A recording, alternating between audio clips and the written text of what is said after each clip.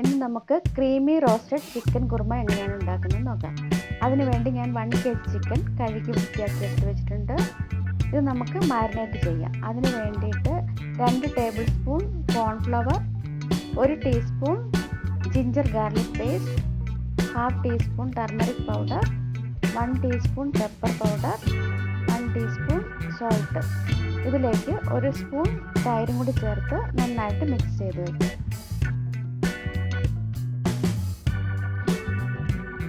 ഇത് 30 മിനിറ്റ്സ് ആകുന്നത് വരെ മാറ്റി വയ്ക്കുക.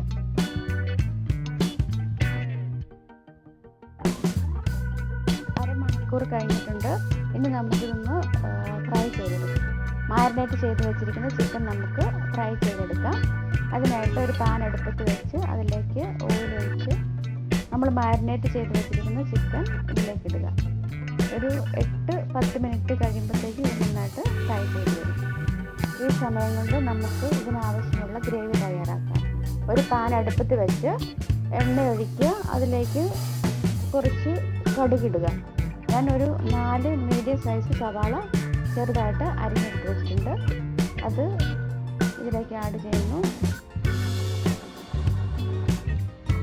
ഇതിലേക്ക് 1/2 ടീസ്പൂൺ ഉപ്പ് ഇട്ട് നന്നായിട്ട് ഇളക്കുന്നു.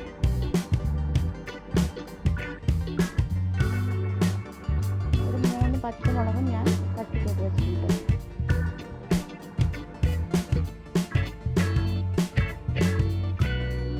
ഒരു 2 മിനിറ്റ്സ് ഇത് അടച്ചു വയ്ക്കാം. ഇടയ്ക്കൊന്ന് ഇളക്കി കൊടുക്കാം. ഇതിലേക്ക് നമ്മൾ വറുത്തെടുത്ത് വെച്ചിരിക്കുന്ന ചിക്കൻ നമ്മൾ ആഡ് ചെയ്യുന്നു.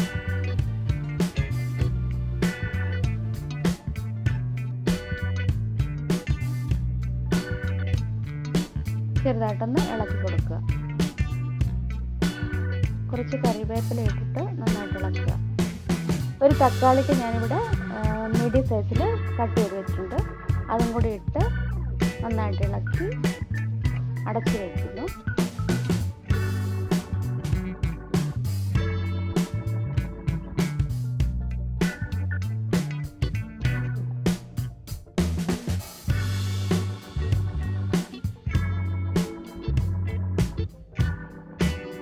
ഒരു 2 മിനിറ്റ്സ് കഴിയുമ്പോഴത്തേക്കും ലിഡ് തുറന്ന് നമ്മൾ അതിലേക്ക് ഫ്രഷ് ക്രീം ആഡ് ചെയ്യുന്നു. ഒരു 100 ഗ്രാം ഫ്രഷ് ക്രീമാണ് ഞാൻ ആഡ് ചെയ്യുന്നത്. ഇതിൻ്റെ പ്രത്യേകത എന്ന് പറഞ്ഞാൽ ഞാൻ വേറൊരു മസാല ഇതിൻ്റെ അകത്ത് ആഡ് ചെയ്യുന്നില്ല. നല്ല ടേസ്റ്റി ആയിട്ടുള്ള ചിക്കൻ കുറുമയാണിത്. ഇത് നമുക്ക് ചപ്പാത്തിയുടെ കൂടെ ബ്രെഡിൻ്റെ കൂടെ ഒക്കെ കഴിക്കാം. നല്ലൊരു ചിക്കൻ കറിയാണ്. ക്രീം ഒഴിച്ച് കഴിഞ്ഞിട്ട് നന്നായിട്ടൊന്ന് മിക്സ് ചെയ്യുക. ഒരു 2 മിനിറ്റ് അടുപ്പത്ത് വയ്ക്കുക. അത് കഴിഞ്ഞിട്ട് നമുക്ക് വാങ്ങി ടേസ്റ്റോടുകൂടി കഴിക്കാം.